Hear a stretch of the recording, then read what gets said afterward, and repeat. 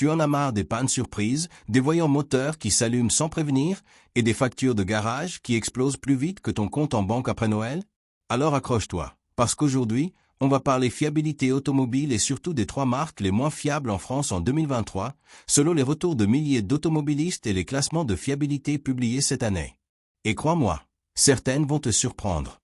Parce qu'entre le prestige, le design et la réalité du garage, il y a parfois un gouffre grand comme une autoroute à un week-end de départ en vacances.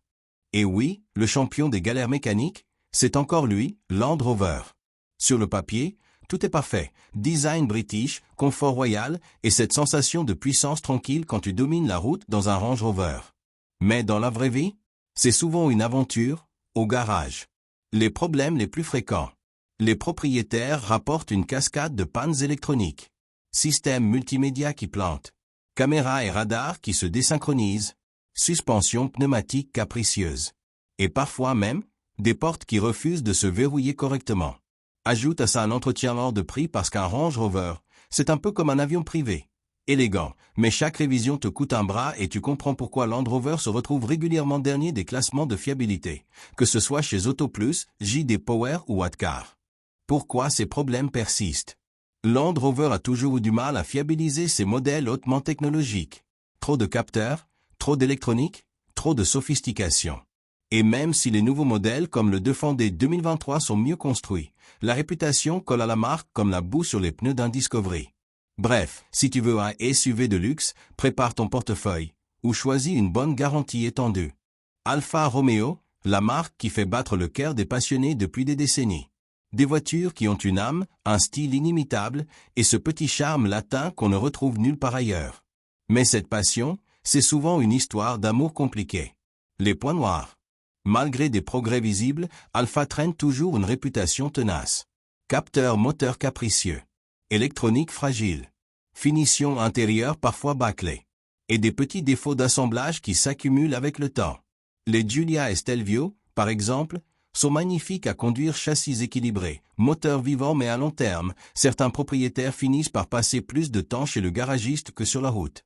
Parce que quand une Alfa marche bien, c'est magique.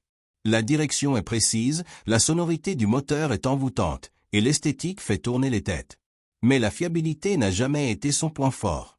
Et même si Stellantis, le groupe qui possède maintenant Alfa, promet une nouvelle ère plus rigoureuse, les modèles des dernières années continuent d'alimenter les classements des marques à problème.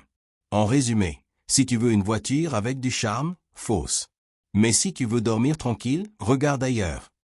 Jeep, c'est une légende. La marque qui a inventé le tout-terrain moderne, l'ADN du baroudeur, du Wrangler mythique au SUV urbain comme le Renegade.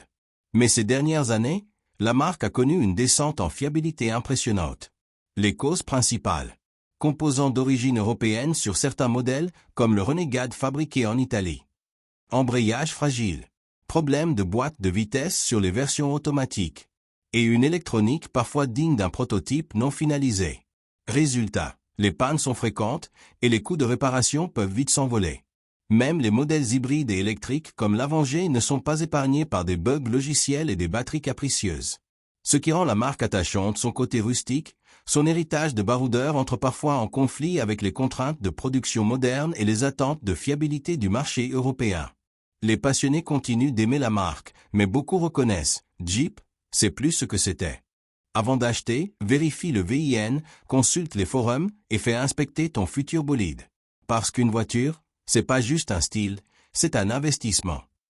En résumé, Land Rover, c'est le luxe et le prestige, mais aussi la panne assurée.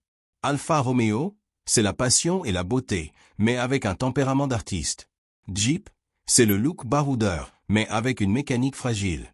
Alors avant de signer ton contrat d'achat, fais-toi accompagner d'un mécano indépendant, regarde les retours des propriétaires et prévois toujours un budget entretien réaliste. Parce qu'au final, la voiture parfaite n'existe pas. Mais celle qui te ruinera le moins. Ça, c'est déjà un bon début.